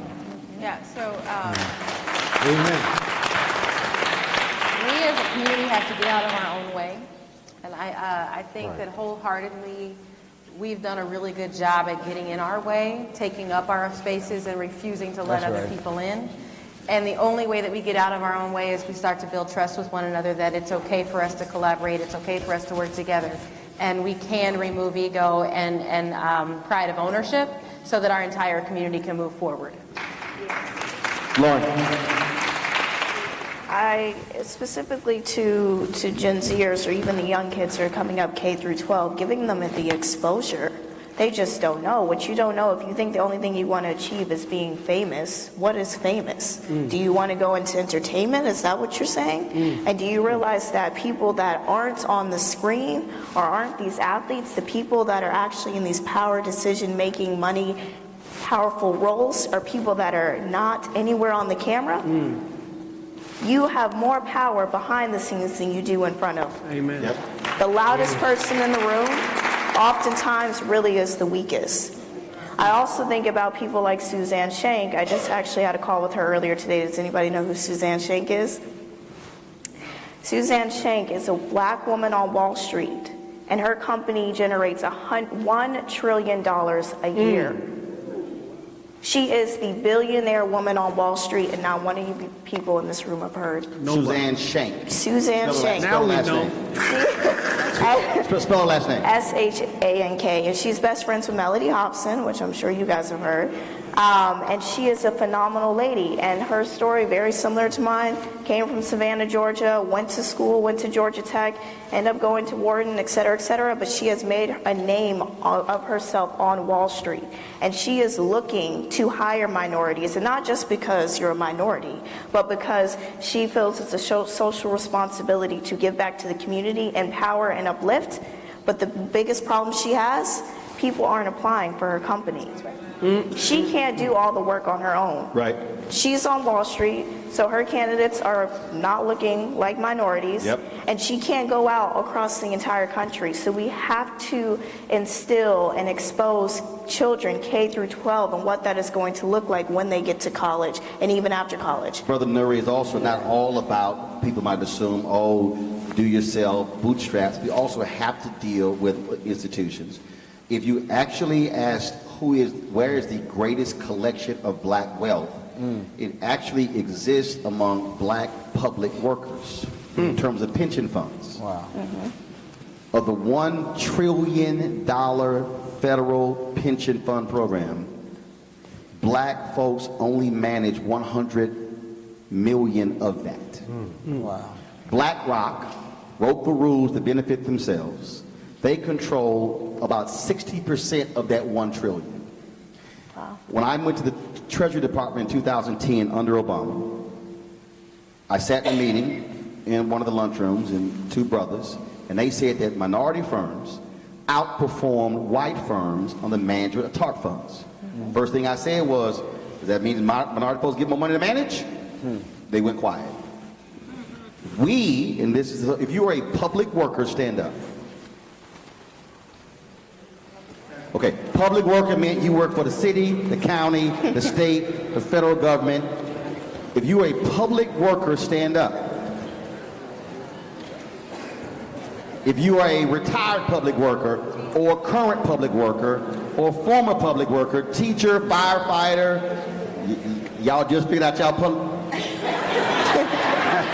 Okay, you have worked for a government. No, stay standing. I'm trying to show you something. Okay, last one. If you've worked for a teacher, firefighter, for the city, the county, whatever, stand up. Now look around this room. You've just proven what I said. There are more people who work in the public sector than the folks sitting down. Every single one of you in the public who worked in the public sector, you have a pension fund. You should be asking your pension manager, how many black law firms are you using? How many black accounting firms are you using? How many black money managers are you using? You must be putting pressure on the state pension funds, because the state pension funds, Lauren will tell you, are the biggest investors on Wall Street. The same in federal. So black people we're sitting on wealth and not demanding black reciprocity in the management of your pension money. Wow. That, Brother Nuri, is something that we have to deal with, and there are people who've been trying to break those walls down, and they understand, to George's point, they know who controls the money, has the power, and we've been asleep at the wheel. Speak to that, and then I'm going to bring up the board chair for a comment, then final comments from our panel. Go. Well, the fact that currency is what money is called, coming from the same root word that current comes from. Come on. And current means power. Money is a source of power. So anytime that we get involved in economics that connect to an institution, we're trying to ask them to give us some power. And we'll find that you can go to the bank that you bank with, they'll give you an $80,000 loan for an Escalade, a $250,000 loan for a plastic house, a $150,000 loan for education that won't work, but you go ask that same bank for a $10,000 small business loan and see what they tell you. Wow. Why won't they give you $10,000 for a small business loan when they'll give you $250,000 for a house that ain't worth nothing, a car that's going to be worth nothing after you drive it off the lot, and an education that hasn't proven to work? It's because they know that that business is warfare, and whenever you get involved in a collection of currency, you actually have power. So I agree with you. Those that have your funds or funds or pension funds with them, make them. A. Philip Randolph said he met with Franklin Delano Roosevelt, and after he stated the black plight and all that was there, look what Franklin Delano Roosevelt said to him as the president. He said, yeah, I agree with everything that you all have presented before me. And then he backed up and said, now make me do it. I'm telling you this, they're not going to do nothing for us unless we force them to do something for us. And the threat of a march in Washington in the 30s caused FDR to sign that executive order because he did not want 200,000 black folks coming to D.C. The threat of it made it sign it. So our unity is more powerful than a nuclear bomb.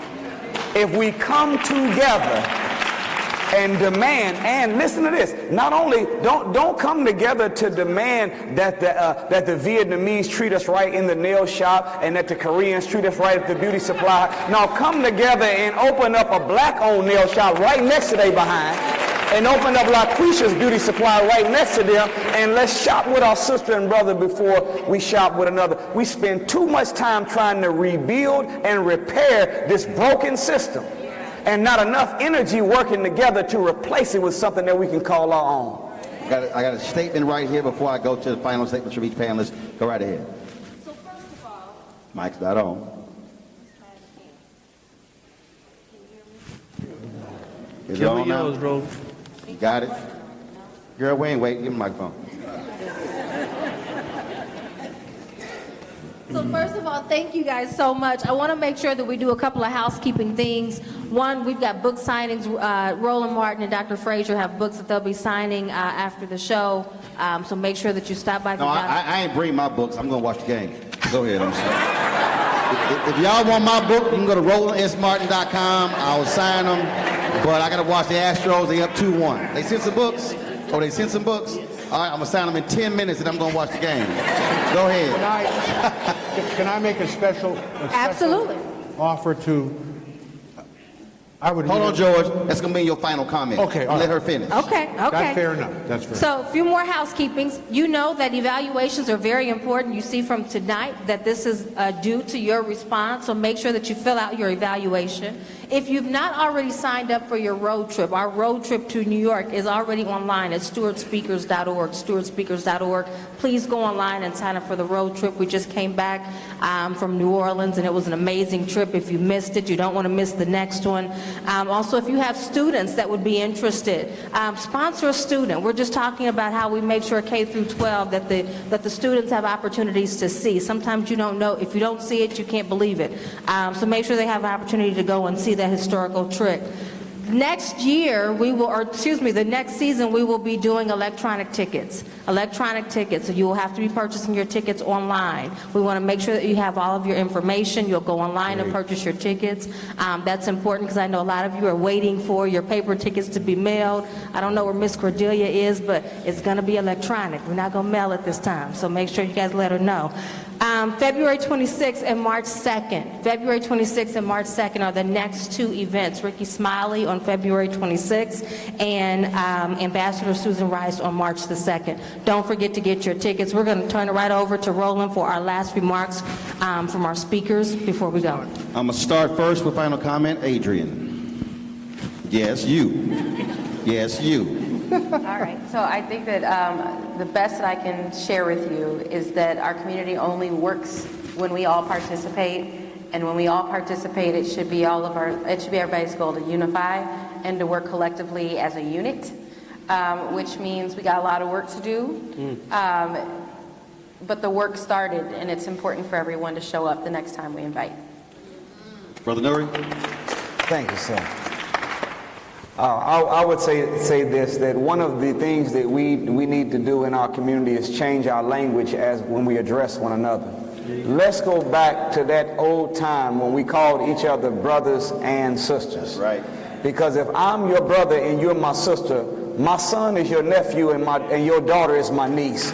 That means every problem that we face becomes a family problem.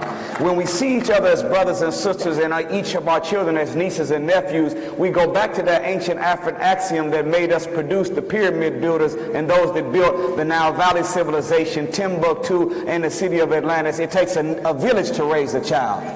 When we go back to that type of organization where we called each other brothers and sisters, then we began to build a real community instead of a colony. Today's subject was my vision, my power. Remember this, vision is the mind's ability to leave the present and your body and take a tour of your future, collect notes of what your future looks like, come back to your body in the present, and use those notes to inspire you to become what you set out to become. And if you take the knowledge and let it be the power, you and I will be able to achieve everything that we wanted it to achieve, and we can do it together like never seen and never done before. That's what I would say. Lauren. I was just going to say that all different groups have figured out the secret formula, and it's not. We work better together than we do apart. Let's have exposure, let's have knowledge, let's come together and really mean that. I'm so tired of getting on so many stages and repeating the same messages. I really mean it. We are our biggest roadblocks. So we have got to stop. We have got to stop with the victim mentalities and all the reasons why we can't. We can, and we need to do it starting now. George.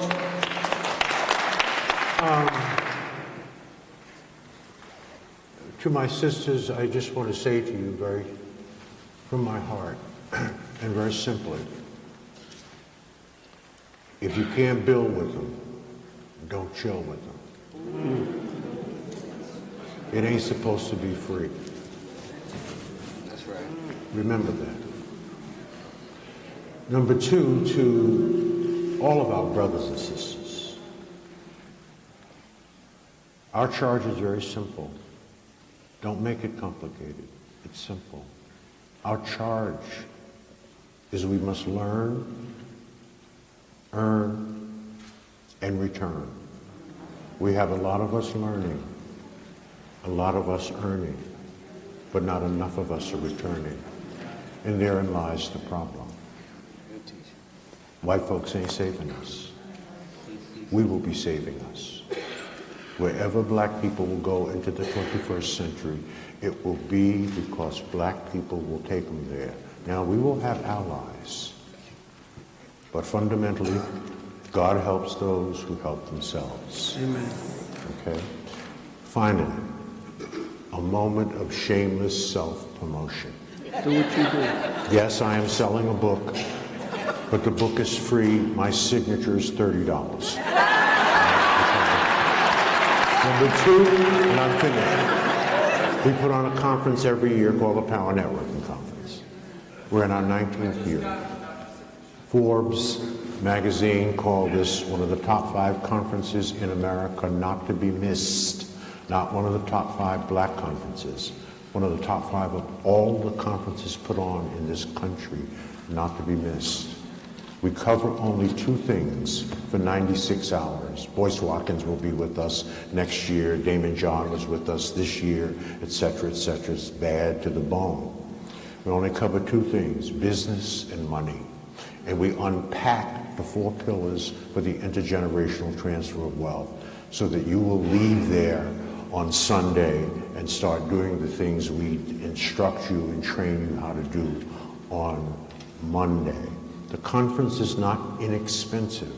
An adult registration is $1,500. We sell out every year.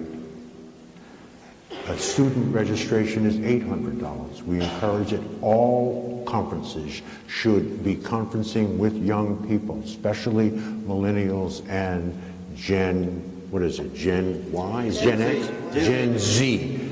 Gen Z. So it's a 20. Hold on. I'm going to give them a deal. Yeah. No, hold on. I'm gonna give them a deal. If you actually start your own business, even if it's the Inc. or LLC, it's a tax write-off. Your conference. That's a deal. That's right. That's exactly right. So it's a $2,400 package for a young person and an adult. I want to reduce that to $499. So what is that? That's a $2,000, $1,900 for people in the room. Right. For people in the room. No, just for people in the room. Not the live stream, people in the room. Stream.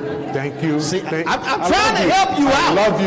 I love you. Thank you for saying that. I forgot you were live streaming it. No, it's not for you. It's only for the people in the room. Now, it's only good until I leave here after I finish selling my 20 books, okay? I'm out of here.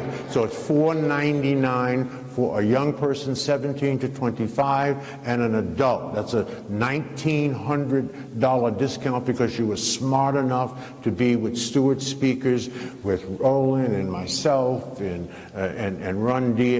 Reverend Run. Not Reverend D. Reverend Run. That's Run DMC. Right. I got it all. All right. And I live in Cleveland where the Rock and Roll Hall of Fame was. All right. My man. So that is $499. You got it. And that's out in the lobby. The books are being sold. Reverend Run. I just go in with a rhyme. Preach on a Sunday, rap on a Monday. Y'all do what Run say to get better one day. Just because Rev Run rocks a collar, don't mean I can't make a dollar. Y'all holler. Let me first say this before I give my closing argument. I need you to put your hands together for the Stewart brothers. As well as their staff, their board, the leadership, because there are a lot of people who will say, man, that's just a bunch of talk. But the reality is, without information, and you hear the phrase, information is power, without the information, you have no place to start. And so these forums are critically important. The reason last year when I moderated, we streamed it last year. The reason we wanted to stream it this year, because we wanted to move it out of the room, because there's somebody in another city, they don't have a Stewart Brothers. They don't have black folks who care enough about their people to be able to share this kind of information. So that's why that's important. So again, I appreciate, it's my third time here, and I appreciate the invitation, and thank you so very much. And I'm going to close it this way. If you want to understand America, all you have to do is go to the White House. No, not that fool who's in it. But if you want to understand America, if you stand in front of the White House, and if you look to the right, you will see the White House. But you need to look to the left, and there's only one federal agency that shares a lawn with the White House. They are so close that you could walk 100 steps out of the side door, and then you'll be in the east wing of the White House. They could play flag football, kickball on the lawn, because there's only one agency. That's the Department of Treasury. Every federal agency has come out of the Department of Treasury. Why? That's where the money is.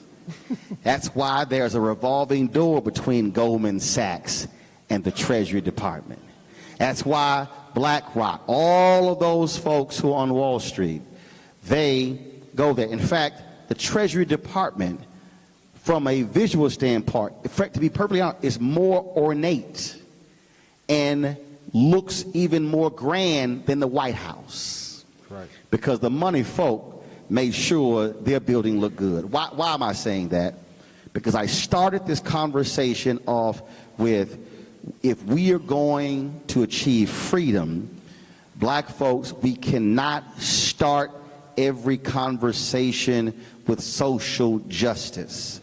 I'm not denigrating social justice, but you cannot say Black Lives Matter if you also don't add Black Dollars Matter. That's right. They have no problem with us fighting police brutality.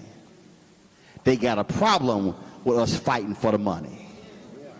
And when we start fighting for the money, and when we use the power of the public workers to demand black folks are managing pension funds, and we use our power and tell the ad agencies that if we're watching 70+ hours, damn it, y'all got to make sure that black firms and black media companies are getting the ad dollars. If we use our power to flex our economic muscle like Operation Breadbasket did, like Reverend Jackson has done, like Dr. King did, then America will be scared to death of us. And why is this important? This is my last point. We are 24 years away from America becoming a nation that's majority people of color. Which means that if we continue the current trend educationally and economically, black people in the United States will look the same as black people in South Africa, where we will combine with Latinos and Asians be the majority, but we will be dragging from the back economically. Whites own 9%, there are 9% of whites in South Africa, they own 72% of the land. We need to understand white folks have played the money game. If you want to change America, show me the money. And when you start talking money, folk look at you differently. I want our activists fighting for our social rights, but I need our money people fighting for economic rights. And Frederick Douglass said, power concedes nothing without a demand, and you must agitate, agitate, agitate. And I'm saying, show me the damn money. Amen.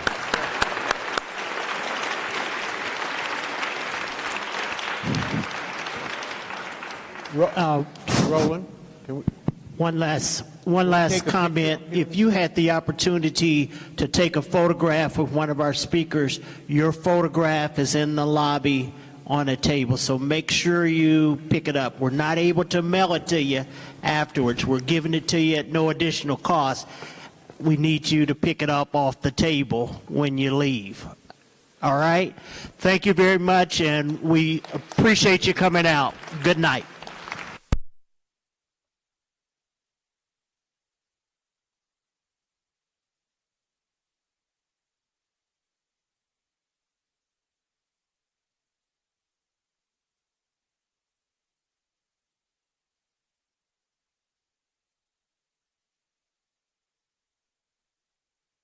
You want to check out Roland Martin Unfiltered?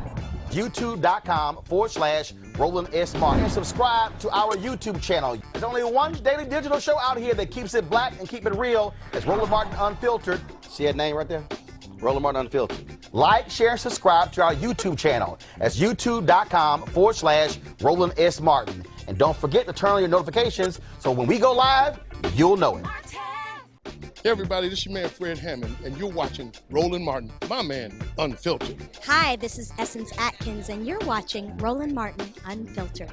Hey, yo, Peace World, what's going on? It's the Love King of R&B, Raheem Devon, and you're watching Roland Martin Unfiltered. Hi, my name is Brescia Webb, and you're watching Roland Martin Unfiltered.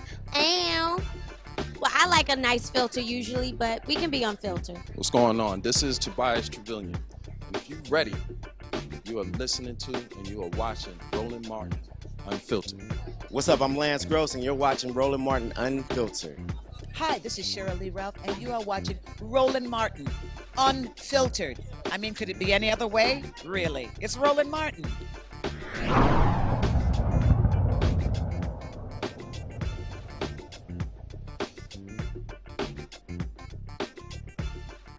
You want to support Roland Martin Unfiltered? Be sure to join our Bring the Funk fan club. Every dollar that you give to us supports our daily digital show. There's only one daily digital show out here that keeps it black and keep it real. It's Roland Martin Unfiltered. Support the Roland Martin Unfiltered daily digital show by going to RolandMartinUnfiltered.com. Our goal is to get 20,000 of our fans contributing $50 each for the whole year. You can make this possible. RolandMartinUnfiltered.com. Hey fam, want to check out Roland Martin Unfiltered, the blackest show on all of digital, cable, and broadcast. Check out our audio podcast. There's only one daily digital show out here that keeps it black and keep it real. It's Roland Martin Unfiltered. Press play.